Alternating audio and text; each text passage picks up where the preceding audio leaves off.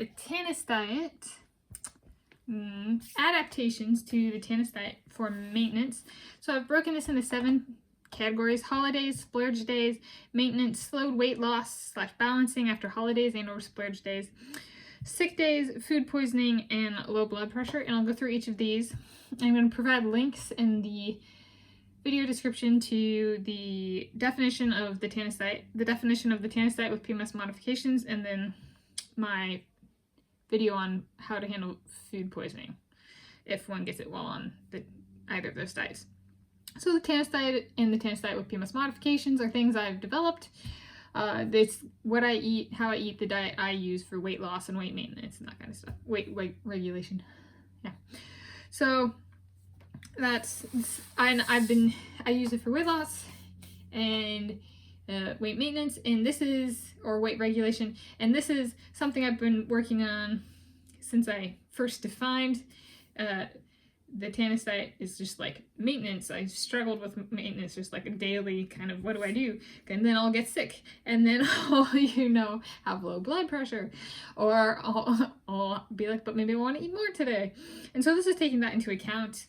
And the low blood pressure thing has been a kind of a harder thing for me to figure out, and I kind of like fine-tuned that yesterday.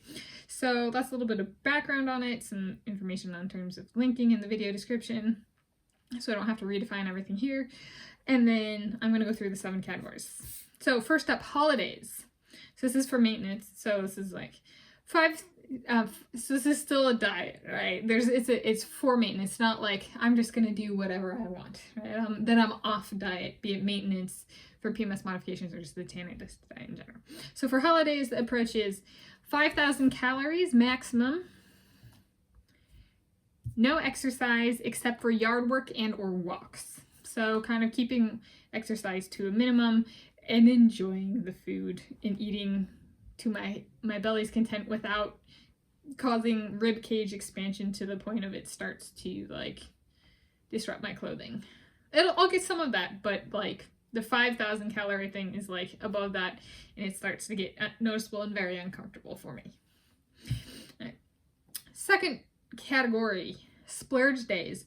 So that's a 4,000 calories maximum and full exercise for the specified day per the Tanis Diet with PMS modifications. And that definition goes in the video will be in the video the link to the video will be in the video description.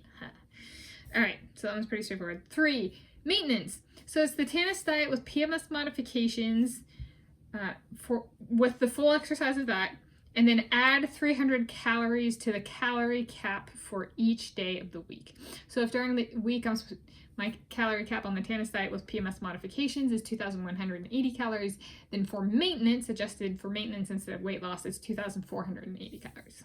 But keeping full exercise, and depending on what I eat, I can, like if I'm eating a bunch of sugar and stuff like that, instead of like a bunch of vegetables, my weight might stay the same, or there might be very like a hair of weight gain, versus if I'm eating a bunch of vegetables and meats and stuff, there might actually be some weight loss with this maintenance. So it's very diet specific. So kind of the composition or what the calories are made of kind of matters with this maintenance regime. And then part of the maintenance is also, don't forget walks for fun. That's something that can be taxing on my body if I'm on a diet, because if I go for a 2-mile walk, that might burn 150 calories or something like that. And so then my body might feel it the next day. So on maintenance, I can go out and do that. And then, there's the little bit of, there might be a little bit of weight loss, right? It's a good maintenance, right? There's like especially with the splurge days, because it makes an allowance, so to speak, for splurge days. All right, so that's 3rd category. Up next, 4th category, slowed weight loss / balancing after holidays and or splurge days. So since this is maintenance, it'd be food and exercise as per the Tanis Diet with PMS modifications, and that's for however many days I need to kind of balance back out. Because this is maintenance, I'm not invoking the Tanis Diet, which during the week has like the calorie cap is like 300 calories lower per day. So since this is maintenance, it's kind of choosing the Tanis Diet with PMS modifications because I've mentioned before on this channel, it's kind of closer to a maintenance diet anyway. So it's kind of like a subtle, like, okay, I need to lose some weight, and I don't like want it to be a complete disruption to my schedule or anything like that. So it's to ease into the diet for 4 days and then off the diet and just lose that weight I gained over the holidays or splurge days. A splurge day, right, is 3,500 excess calories make a pound. So if I'm burning 2,500 calories a day or something, and I eat 4,000 on a splurge day, that's only 1,500 calories that need to be burned off. So it doesn't take a whole lot of days to lose that weight. It does take a number of days though, right? It might take 4 days, for example, or 5 days, 4 or 5 days, but it's not like it takes weeks. All right, category number 5, 6 days. So if I'm sick on a holiday, so sick days. If a holiday, follow the holiday plan. Okay. If not a holiday and it's a sick day, eat 200 to 4,000 calories and exercise up to, but not more than, the Tanis Diet with PMS modifications allotment for the day. This works for me, and I find in life I usually get better about in half the time that normal people do when I get sick, because I do eat more calories. And that's something I learned in biology in high school, is most people get it wrong, right? They kind of use getting sick as a chance to lose weight. I like to exercise and get out there and have high energy. So for me, that doesn't really work, because I'm like, lower calories means lower energy. And I'm like, I just want to exercise. I got a lot of energy. I got ADHD. So for me, I like the, oh cool, I can eat 4,000 calories instead of eating 500 calories that somebody might eat, kind of thing. I push myself to eat more so I can recover faster, and that works for me and has worked for me. So that's why the 2,200 to 4,000 calories. And then the 6th category, food poisoning, same as the Tanis Diet / the Tanis Diet with PMS modifications, or modifications for PMS, changed to account for food poisoning. So essentially it's treat it as like the video I made, which I'll link in the video description. So that one doesn't really change, which is like eat essentially the calories that get passed through the system and do what exercise one can. But there's a video on that specific situation. And then up last, the 7th category is low blood pressure, is how to accommodate that, because that happens if I don't eat when I should, or if I eat the wrong thing. So like I need sugar, not carbs, because I can substitute sugar-rich foods for carbs and I get hit by low blood pressure. So I need I get low blood pressure, and partly in response to low sugar in my diet.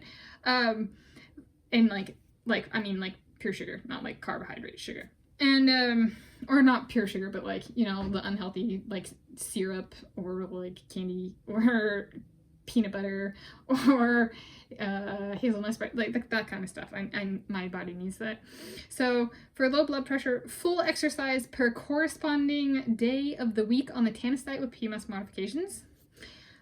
Push through it, and it's about getting my blood pressure higher again. And doing that helps get my heart rate up and like the blood's at least pumping. And then the second thing is additional high sugar and or high cholesterol foods, 850 to 1,450 additional calories for the day. Only if I cannot incorporate, or so only if cannot incorporate higher sugar and or cholesterol foods with day allotments. So I have actually had low blood pressure attacks in the really early morning, and those are pretty easy to accommodate. And like, okay, eat something high sugar. It becomes a problem if it hits midday or later in the day, and I've already kind of eaten all my calories for the day, and then all of a sudden it's like crash, and it's like, I'm gonna have to eat more food. And it doesn't have to be a lot of food, but it does. If it's a really bad low blood pressure attack, sometimes it takes multiple days to recover from a low blood pressure attack. The good ones are like, I can go eat an English muffin with some, you know, hazelnut bread and peanut butter, and I'm better within 30 minutes or an hour. But if not, eat more calories. 850 to 1,450. However, it can be more than that if it requires more than that. And it can be more than one day, depending on the severity of the attack. So that is adaptations to the Tanis Diet for maintenance. It works for me. I hope it works for you if you want to try it out. Just because it is maintenance, it is food composition and in my experience, it is food composition dependent. So what I eat matters on whether it's maintenance, a hair of weight gain, or a little bit of weight loss. So I'm saying it is, depending on what one eats, it is possible to like lose weight during the week and then have a splurge day on the weekend, or just do a splurge day, or like, you know, or have a splurge day once a month maybe, like, because it is a maintenance diet. So that kind of thing. So, which might be a big relief if one doesn't have them. Anyway, so happy Tanis diet for maintenance. It's developed.